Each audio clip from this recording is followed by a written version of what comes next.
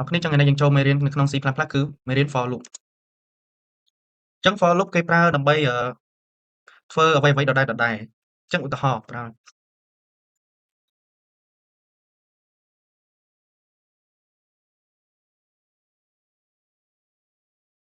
using namespace std ក្បៀស intermine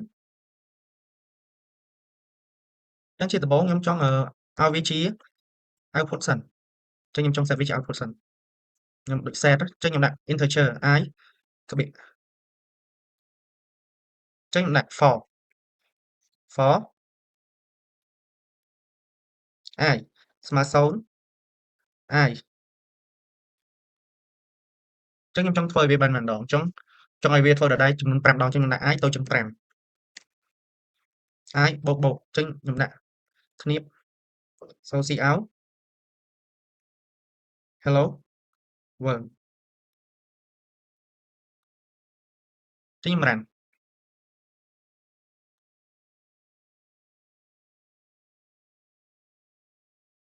คลิก Alt កន្លែងនេះអូខេ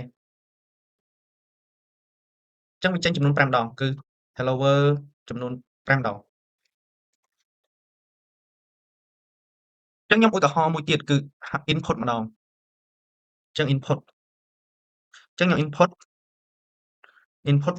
name x ហើយនឹង gender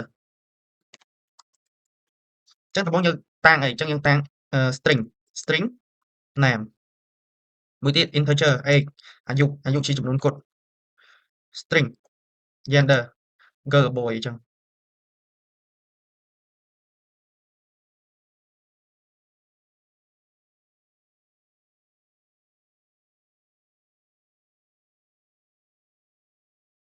ពួកនេះយើងបាន set ហើយអញ្ចឹង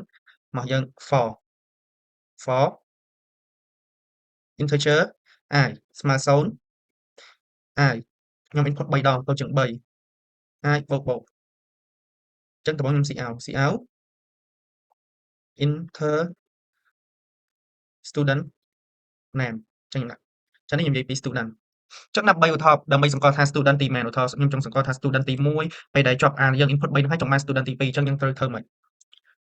ចឹងវិធីសាស្ត្រមួយគឺយើងប្រើជាមួយនឹង i បូក1ហើយចឹងឬយើង cin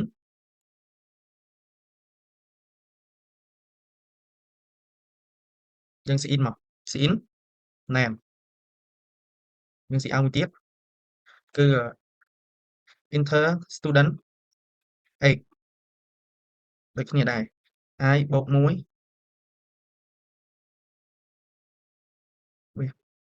cin x អាយុចឹងយើង cout មួយទៀត enter student gender i បូក1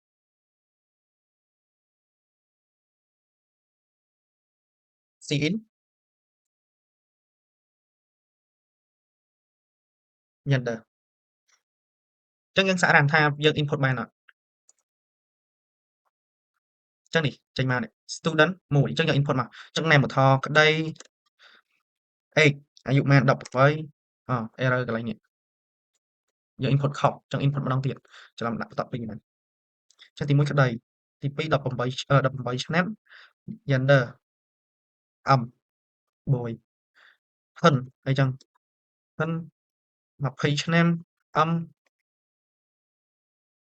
ពលអីចឹងពល